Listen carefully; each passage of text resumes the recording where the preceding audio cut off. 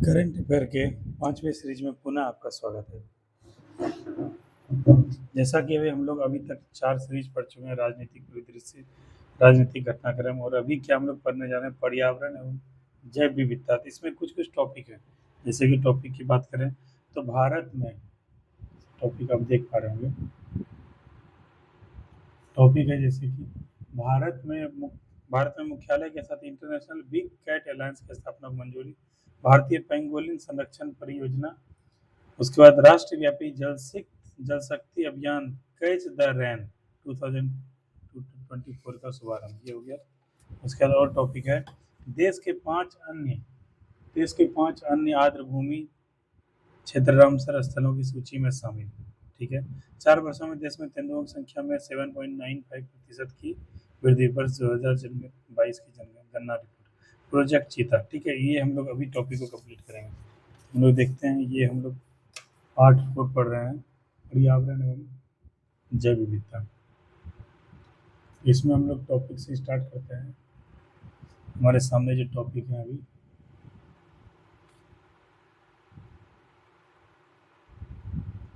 हाँ देख पा रहे होंगे आप,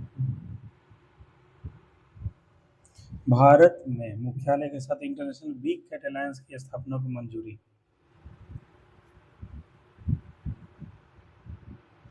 देखिए, प्रधानमंत्री नरेंद्र मोदी की अध्यक्षता में केंद्रीय मंत्रिमंडल ने भारत में मुख्यालय के साथ international big cat alliance IBCA की स्थापना को मंजूरी प्रदान कर दी। इसके अतिरिक्त कैबिनेट ने 2023-24 से 2027-28 तक 5 वर्ष की अवधि के लिए 150 करोड़ रुपए की एक मुफ्त बजटीय सहायता को मंजूरी दी।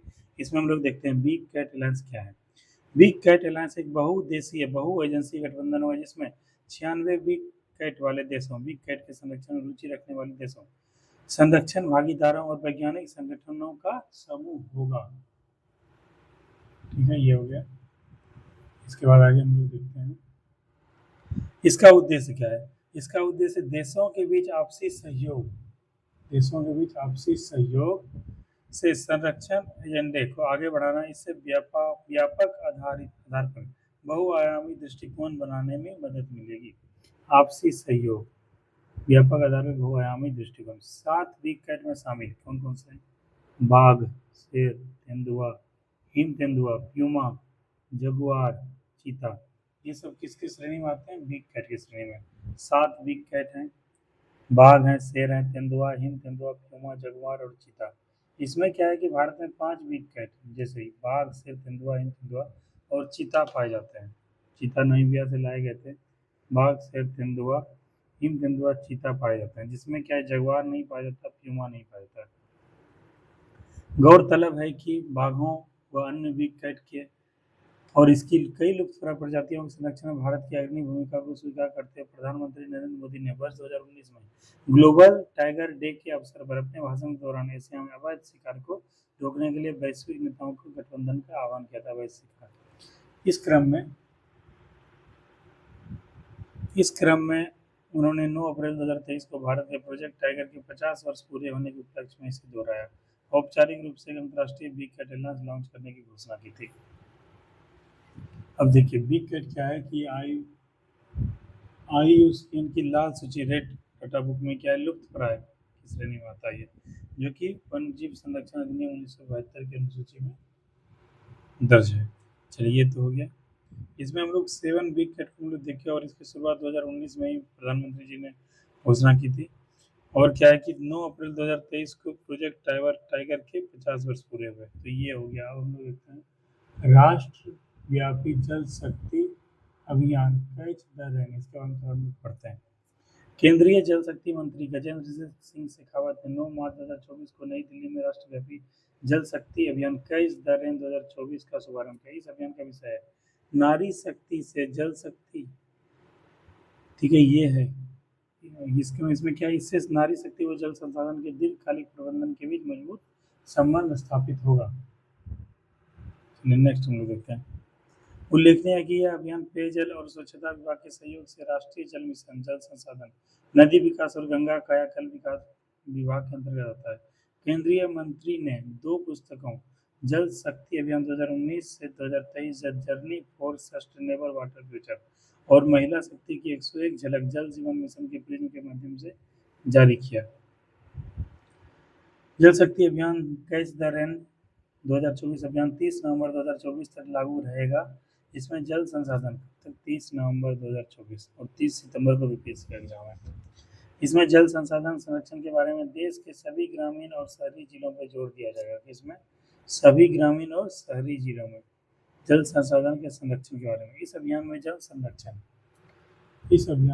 संरक्षण, वर्षा जल संचयन, जियो टैगिंग और सभी जल निकायों की सूची तैयार करना तथा जल संरक्षण के वैज्ञानिक योजना शामिल है। ठीक है, इसके माध्यम से सभी जिलों में जल शक्ति केंद्र, सघन वनीकरण केंद्र स्थापित किए जाएंगे और जनता में जागरूकता पैदा की जाएगी। बेसिकली यही उद्देश्य है। कैच द रेन का थीम पूछा जाएगा, यानी विषय नारी शक्ति से जल शक्ति, और 2 पुस्तक के माध्यम से क्या है कि इसको लॉन्च किया गया। द जल अभियान 2019 से 2023 the journey for sustainable water future. ठीक है, और दूसरा है महिला शक्ति की 101वीं झलक जल जीवन के मिशन के प्रिज्म के माध्यम से। ये क्या इसको क्या केंद्रीय जल शक्ति मंत्रालय के अधीन यह जो है कार्यक्रम प्रारंभ हुआ था। आगे हम लोग देखते हैं नेक्स्ट टॉपिक। हाँ, ये टॉपिक जो है जैसे कि एक रह गया था टॉपिक, भारतीय पेंगोलिन संरक्षण परियोजना।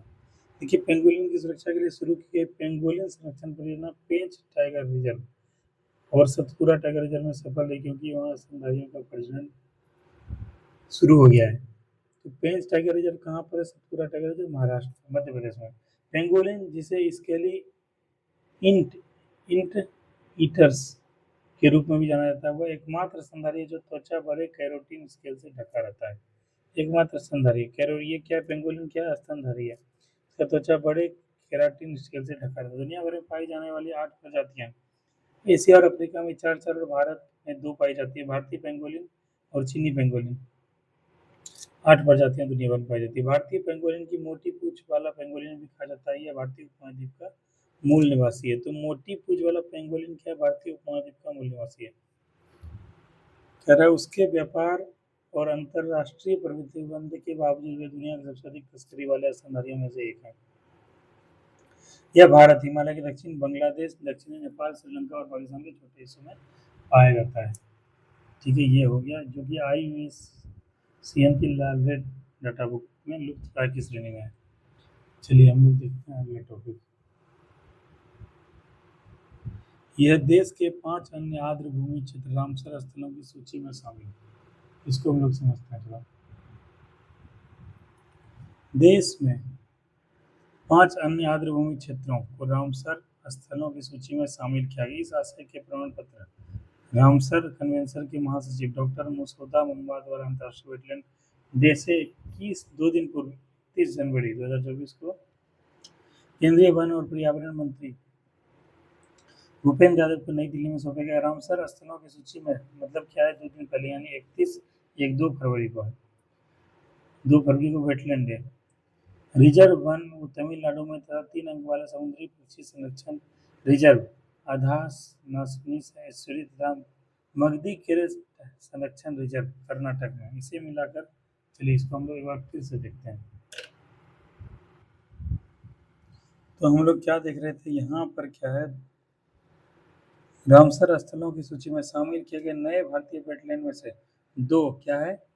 2 कराईवेट्टी पक्षी अभ्यारण्य। क्या है? कराईवेट्टी पक्षी वो Longwood solar reserve one Tamil Nadu में। ठीक है, पहला क्या था? ये था कराईवेट्टी बर्ड सेंचुरी। दूसरा क्या है? Longwood solar reserve forest. एक ये, दूसरा ये, और तमिलनाडु में तथा 3 अंक वाला पक्षी संरक्षण रिजर्व। क्या नाम है इसका?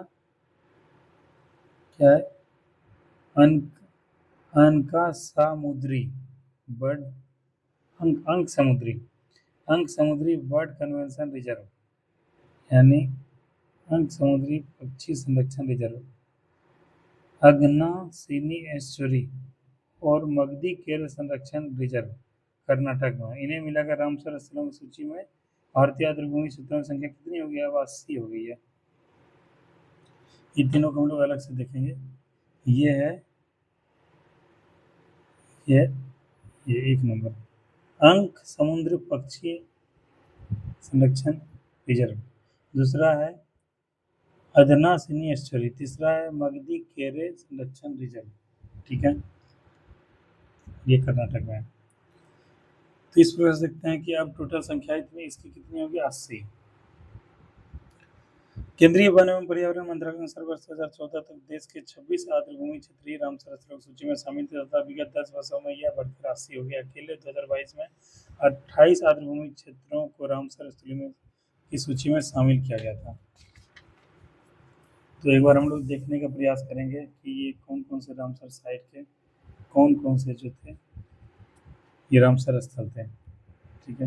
वेटलैंड के महत्व को समझते हुए इसके संरक्षण के लिए एक अंतर्राष्ट्रीय संधि पर हस्ताक्षर 2 फरवरी 1971 को ईरान के रामसर शहर में हुआ था। ईरान के रामसर शहर कब, 2 फरवरी 1971, ईरान के रामसर। उसके तहत अंतर्राष्ट्रीय महत्व ऐसे आर्द्रभूमि क्षेत्रों की पहचान की जा गई है, इन्हें रामसर साइट्स कहा गया है। वर्ष 1982 में ही रामसर संधि में शामिल हुआ तथा भारत के 80 आर्द्रभूमि क्षेत्रों को रामसर स्थल के रूप में स्वीकार, इनका कुल क्षेत्रफल 13.3 मिलियन हेक्टेयर हो गया है। वर्तमान में देश के 80 रामसर स्थलों में सर्वाधिक 16 तमिलनाडु उत्तर प्रदेश में, आपको ये ध्यान रखना है, 16 सर्वाधिक कहाँ पर, तमिलनाडु में। उसके बाद 10 कहाँ, उत्तर प्रदेश में। ये दोनों इंपॉर्टेंट पॉइंट है। उसके बाद उड़ीसा और पंजाब के 6 आर्द्रभूमि क्षेत्र शामिल हैं, इसको हम लोग ध्यान रखेंगे। अभी क्या है, अभी हम लोगों ने देखा कि 5 आर्द्रभूमि क्षेत्र शामिल हुए हैं जो कि इस प्रकार से हैं। इस 5 का नाम हम लोग याद रखेंगे। कराई बेटी पक्षी अभियान, लॉन्गवुड 16 रिजर्व वन, अंक समुद्र पक्षी अभ्यारण्य, अगनासिरी एस्चुरी, मगदी केरे संरक्षण रिजर्व। तो इस 5 को हम लोग को याद रखना है, कि 2024 में क्या रामसर साइट के बारे में कुछ इंपॉर्टेंट तथ्य हैं। जैसे क्या हम लोग एक बार आर्द्रभूमि को हम लोग देख लेते हैं। जैसे कि अष्टमुदी वेस्टलैंड कहाँ है, केरल में है। ब्यास संरक्षण रिजर्व कहाँ है, पंजाब में। भीतरकनिका उड़ीसा में है। भोज वेटलैंड कहाँ है, मध्य प्रदेश। इंद्रताल चंद्रताल वेटलैंड हिमाचल प्रदेश। चिल्का झील उड़ीसा। डिपोर विल असम। पूर्वी Kolkata wetland Paschim Bangal. Harike wetland Punjab. Hokera wetland Jammu Kashmir. Kanjli wetland Punjab. Keoladeo राष्ट्रीय उद्यान राजस्थान। केशवपुर मियानी कम्युनिटी रिजर्व कहाँ है, पंजाब में। कोल्लेरू झील कहाँ, आंध्र प्रदेश। लोकटक झील कहाँ, मणिपुर। नल सरोवर पक्षी अभ्यान कहाँ, गुजरात में। नंदुर मदमहेश्वर महाराष्ट्र। नंगल वन्यजीव अभ्यारण्य कहाँ है, पंजाब में। उसके बाद फिर आगे हम लोग देखते हैं।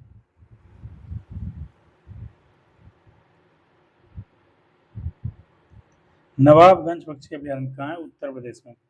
पार्वती आगरा पक्षी अभ्यारण्य उत्तर प्रदेश। पॉइंट कैलीमेरे वन्यजीव और पक्षी अभ्यारण्य तमिलनाडु।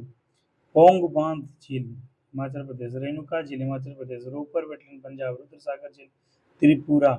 नॉर्थ ईस्ट के जो होंगे विशेषकर हम लोग उसको ध्यान रखेंगे।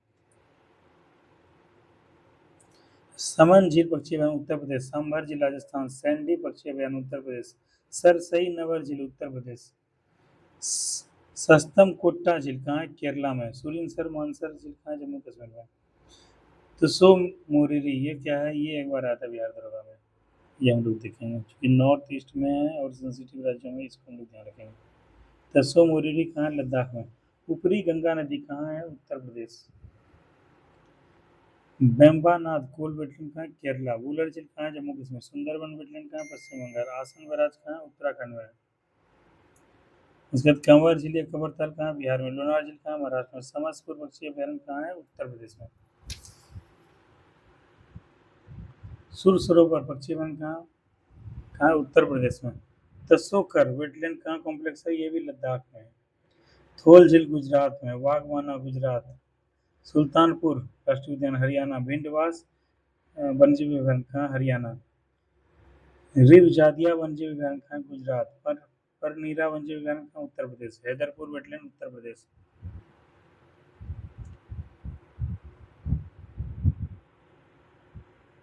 इसके बाद हम लोग देखते हैं किरी किली पक्षी वन गुजरात। पल्ली कनई मार्स रिजर्व फॉरेस्ट कहाँ, गुजरात। पिचवरम मैंग्रोव कहाँ, गुजरात। पाला आदिवासी मिजोरम।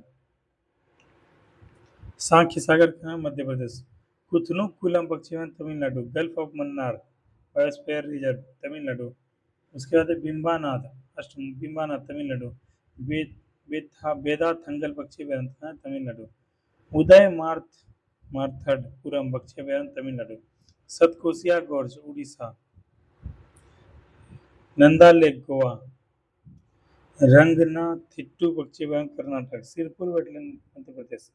तमपारा लेक उड़ीसा। हीराकुंड बांध उड़ीसा। अनसुपा लेक उड़ीसा। यशवंत सागर मध्य प्रदेश। चित्रनगुडी पक्षी अभयारण्य तमिलनाडु। Chindam Theroor wetland complex Tamil Nadu. वादुपुर पक्षी अभयारण्य तमिलनाडु। कांजीरकुलम पक्षी अभयारण्य Tamil Nadu. Thane creek Maharashtra. Haigaon wetland conservation reserve Jammu Kashmir. Salbud wetland reservation conserve कहाँ है? ये भी कंजर्वेशन रिजर्व है जम्मू कश्मीर। कराईवेटी पक्षी अभयारण्य Tamil Nadu. Longwood solar reserve Tamil Nadu. अंक समुद्र पक्षी संरक्षण रिजर्व कर्नाटक। अदनासिनी एस्चुरी कर्नाटक। मगधी केरल संरक्षण रिजर्व कहाँ है? कर्नाटक।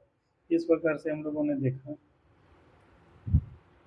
कि टोटल 80 क्या वेटलैंड हो गए। अब रामसर साइट के बारे में कुछ जो है महत्वपूर्ण फैक्ट हम लोग देख लेते हैं। उल्लेखनीय है कि जब कोई देश कन्वेंशन को स्वीकार करता है तो उसे कम से कम एक आर्द्रभूमि को अंतर्राष्ट्रीय महत्व के आर्द्रभूमि के रूप में नामित करना होगा।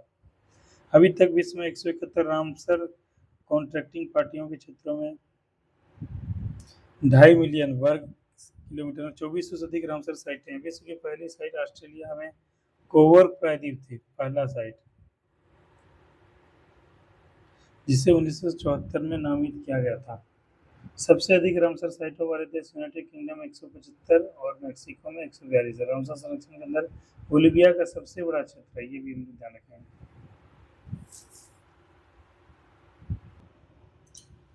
अभी हम लोग देखते हैं 4 वर्षों में देश में तेंदुओं की संख्या में 7.95% की वृद्धि हुई। यह 2022 की गणना की रिपोर्ट के आधार पर ऐसा गया। कितना प्रतिशत वृद्धि हुई? 7.95। 2022 की गणना की रिपोर्ट के अनुसार इसमें कहता है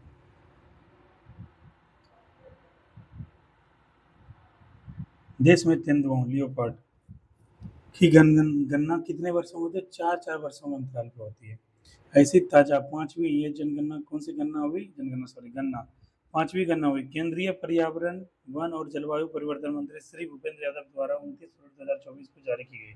राज्य के वन विभागों के सहयोग से national tiger conservation authority of and wild life institute of India के सहयोग से संपन्न इस गणना के आंकड़े status of leopards in India 2022 में प्रस्तुत किए गए। रिपोर्ट के अनुसार देश में तेंदुओं की संख्या 2022 में 13,874 जो 2018 में 12,852 आकलित थी।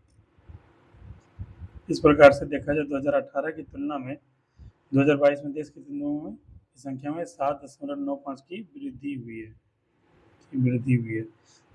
उसके बाद अगला पॉइंट हम लोग देखते हैं। क्षेत्र की दृष्टि से तेंदुओं की सर्वाधिक संख्या मध्य भारत व पूर्वी घाट में है, जबकि पश्चिमी घाट में यह 3,596 शिवालिक पहाड़ियों और गंगा के मैदानों में 1,109 तथा उत्तर पूर्वी पर्वतीय क्षेत्रों ब्रह्मपुत्र के बाढ़ वाले मैदानी 349 दर्ज की गई है। मतलब क्या सर्वाधिक संख्या कहाँ है? 8,820 मध्य भारत में, ये ध्यान रखेंगे। उसके बाद कहाँ है? पूर्वी घाट में, यानी सेंट्रल ईस्टर्न घाट में। इस चीज़ को हम लोग दोनों ध्यान रखेंगे। इससे पूर्व में 2018 इससे पूर्व में क्या था कि 2018 में मध्य भारत व पूर्वी घाट में तेंदुओं की संख्या 8,071 थी, जबकि पश्चिम घाट में यह 3,387 शिवालिक पहाड़ियों व गंगा के मैदान में इतना। ये सब डाटा याद नहीं रखना है, ये हम लोग को ध्यान रखना है कि किस प्रकार से कहाँ पर है। और राज्यों की बात करें तो क्या है, मध्य भारत में क्या है? महाराष्ट्र का मध्य प्रदेश का सबसे बड़ा स्थान होता है। राज्यों में 2022 में तेंदुओं की सर्वाधिक संख्या 3,907 मध्य प्रदेश में है। राज्य में मध्य प्रदेश याद रखेंगे और क्षेत्रफल की दृष्टि से मध्य भारत याद रखेंगे। ठीक है, इस प्रकार से यह जो है वृद्धि जो है पूरा देश में देखने को मिली है, जो कि अच्छी बात है। पर्यावरण अनुकूलन के दृष्टिकोण से तेंदुओं की संख्या बढ़ रही है, उस हिसाब से सही है। अब आते हैं हम लोग प्रोजेक्ट चीता के बारे में थोड़ा समझने का प्रयास करते हैं। धरती पर सबसे तेज गति से दौड़ने वाला जानवर प्रोजेक्ट चीते के भारत में विलुप्त होने के लगभग 75 वर्ष पश्चात देश में उसके पुनर्वास के लिए 2022 में शुरू किए गए शुरू किए गए प्रोजेक्ट चीता का एक वर्ष 17 सितंबर 2023 को पूरा हुआ। एक वर्ष हो गया। इस प्रोजेक्ट के तहत नामीबिया से लगभग 8 चीतों को मध्य प्रदेश के कुनो नेशनल पार्क में प्रधानमंत्री श्री नरेंद्र मोदी ने पिछले वर्ष 17 सितंबर 2022 को अपने जन्म दिवस पर कुनो नेशनल पार्क में छोड़ा था। तो कहाँ से लाया गया था? नामीबिया से। कितने चीते? 8 चीते। कहाँ छोड़ा गया? कुनो नेशनल पार्क में। इसमें से 6 वर्ष चीतों की मौत विगत एक वर्ष में विभिन्न कारणों से हो चुकी है। इस बीच नामीबिया से लाए गए 8 चीतों में से एक मादा चीते 4 शावकों को जन्म मार्च 2023 में दिया था, जिसमें 3 की मौत मई माह तक हो गई थी तथा एक शावक पूर्णतः स्वस्थ है। इस प्रकार देश में चीता के पुनर्वास के लिए शुरू किए गए प्रोजेक्ट चीता को एक वर्ष 17 सितंबर 2023 को पूरा हुआ। इस उपलक्ष्य में कार्यक्रम का आयोजन पर्यावरण, वन एवं जलवायु परिवर्तन मंत्रालय द्वारा कुनो राष्ट्रीय पार्क में 17 सितंबर 2023 को किया गया तथा चीता परियोजना के सफल कार्यान्वयन की एक रिपोर्ट मंत्रालय द्वारा जारी की गई। ठीक है, इतना टॉपिक था ये। इसमें क्या कहा गया? इस रिपोर्ट में बताया गया कि इस प्रोजेक्ट की अल्पकालिक सफलता के लिए 6 मानदंड प्रोजेक्ट के लिए कार्य योजना में निर्धारित किए गए, जिसमें 4 को पहले ही पूरा किया जा चुका है। इसमें 50 ये सब नहीं पूछा जाएगा, सिंपली पूछा जाएगा प्रोजेक्ट चीता का एक वर्ष हो गया, इसमें क्या है कि क्या स्थिति रही, कहाँ से लाया गया, कहाँ छोड़ा गया, क्या हुआ, यही ज़्यादा पूछा जाएगा। ठीक है, इसमें देखते हैं, ये हाईलाइटेड है, इसमें देखते हैं। एक दीर्घकालीन परियोजना होने के नाते दक्षिण अफ्रीका, नामीबिया अन्य अफ्रीकी देशों में से 12 से 14 चीतों को अगले 5 वर्षों तक प्रति वर्ष और उसके पश्चात आवश्यकता के आधार पर लाया जाएगा। चीतों के लिए देश में अन्य वैकल्पिक स्थल गांधी सागर, ये ध्यान रखिएगा, गांधी सागर वन्यजीव अभ्यारण्य, गांधी सागर तथा नौरादेही वन्यजीव अभ्यारण्य तैयार किए जा रहे हैं। टैग रिपोर्ट के अनुसार चीतों के अगले बैच को मध्य प्रदेश में ही गांधी सागर वन्यजीव अभ्यारण्य ले जाने की योजना बनाई जा रही है। इस प्रकार से क्या है, गांधी सागर क्या है, बहुत इंपॉर्टेंट हो गया। गांधी सागर वन्यजीव अभ्यारण्य कहाँ है? मध्य प्रदेश में। इसको आप लोग ध्यान रखेंगे। तो इस प्रकार से हम लोग का क्या, ये टॉपिक भी खत्म हो गया, पर्यावरण वाला टॉपिक भी खत्म हो गया। अब हम लोग क्या है, न्यायिक मामले को अगले वीडियो में हम लोग देखेंगे। ठीक है, तब तक क्या है कि इससे पहले वाले वीडियो का रिविजन करें, रोटेशन करें, टॉपिक को देखें। ठीक है, थैंक यू।